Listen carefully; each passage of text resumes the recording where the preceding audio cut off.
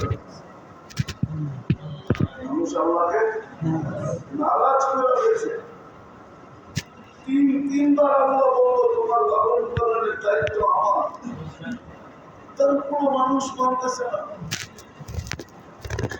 তারপরও গাধাকে হার বানিয়ে দিতেছে, তারপরও মাথার ঘাম পায়ে ফেলতেছে।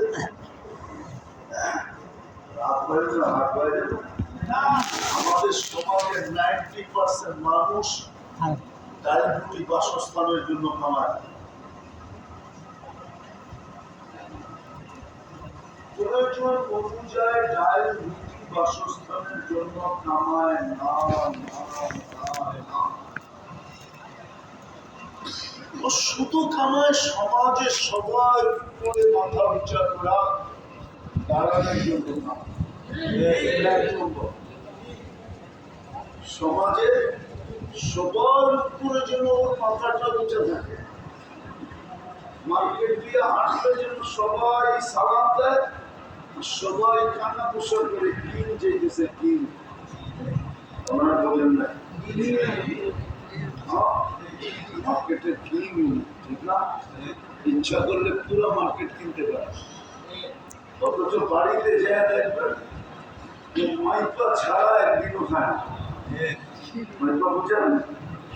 এক কাপ ভাত, দুটা পাতলা রুটি, ঠিক না? হ্যাঁ, আর জাহাঙ্গীর তবরেরটা আমাদের তো কোনো কথাই নেই।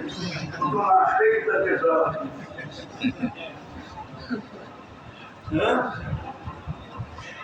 তো আমাদের দেশে কামায় বেশিরভাগ মানুষ সবার উপরে মাথা উঁচা করে থাকা, ঠিক না? অথবা সবচেয়ে ভালো খাওয়া, ভালো পড়া, ভালো বাসস্থানের জন্য, ঠিক না? উন্নত চাই, উন্নত জিনিসের জন্য কাজ, উন্নত জিনিসের জন্য। দ্বিতীয় পোস্টপাসের জন্য কাজ, পোস্টপাস করা চলবে এই জন্য কাজ। খাওয়ার জন্য কে খাওয়ায়? মানুষ খায় খাইতে কয় টাকা লাগে, ঠিক না? কি বলুন না, ঢাকা শহরে কাচ্ছির প্লেট কতগুলো? প্লেট খেতে পারবেন?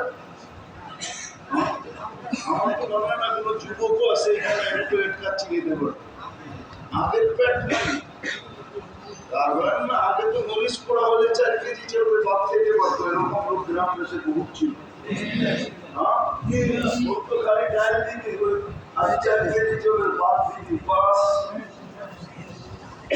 এখন খেতে পারে না,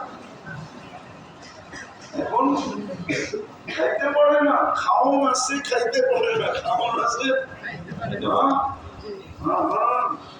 এই জন্য কিতাবে লেখা আছে এক সময় আসবে বা কারো কারো উপরে হবে, শুধু দেখবে কামাবে, কামাবে দেখবে, খাইতে দিব না। বলেন কামাবে কামাবে কামাবে কামাবে, বাজারও করবে, শুধু দেখবে, খাইতে পারবে না।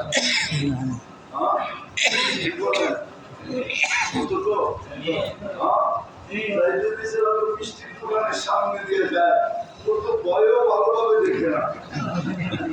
যদি চোখে রে দিয়ে ভিতরে চিনি ঢুকলো আর ডায়াবেটিস বেড়ে গেল, হার্টের যার প্রবলেম আছে, হার্টের যার প্রবলেম আছে, আপনি ঠাটা নিয়ে যান, আপনার কাছে নিয়ে নেন না। ও গোস্তের দিকে দেখবে কিন্তু ভালোভাবে দেখবে না, কেন যে চর্বি ঝুলতেছে যদি রে দিয়া ভিতরে ঢুকে তাহলে তো ব্লক বেড়ে যাবে। আল্লাহ সত্য হাদিস নিয়ে আসছিলেন, আয়াত নিয়ে আসছিলেন জিবরিল থেকে, তো বলতেছিলেন মানুষ আল্লাহকে নারাজ করে আল্লাহ রিজিকের ব্যাপারে কসম খাইতে বাধ্য। এই আয়াতের ভিতরে কসম আছে,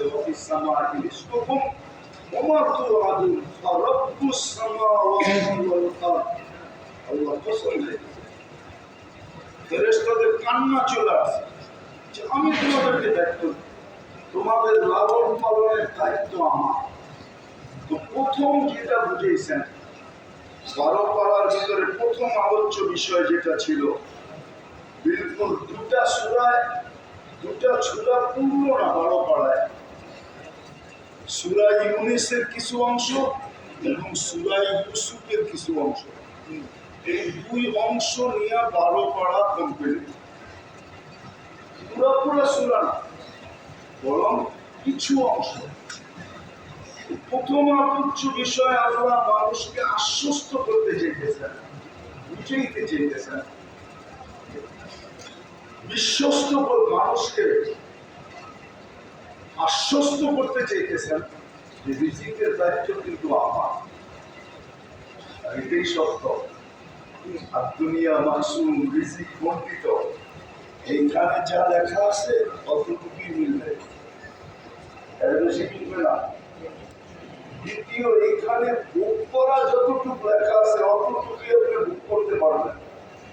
এর বেশি যদি পানও করতে চান না, মাঝে মাঝে দেখেন কিন্তু পানি নাকে মুখে উঠতে যা ভিতরে গেছিল ওটা পুরা বাইরে গেছে, বরং ভিতর থেকে আরো কিছু নিয়ে বাইরে গেছে। বুঝতে হবে এটা ভিতরে যাওয়ার ছিল না, আমি ভিতরে নিয়ে গেছিলাম, এই জন্য এটাকে আউট করে দিচ্ছে। এটা তো বাইকে লেখা নেই, যেটা লেখা আছে ওটা ডক্টরের ভিতরে যেতেছে। তো এটাও লেখা আছে যে কতটুকু মিলবে, এটাও লেখা আছে, কতটুকু ভোগ করবে এটাও লেখা আছে। শর্টে বলতেছি, যেটা আমরা বুঝিয়ে দিচ্ছি যে তুমি বিশ্বাস করো, অগাধ বিশ্বাস করো, রিজিকের দায় দায়িত্ব আমার। দ্বিতীয় যেটা এটার ভিতরে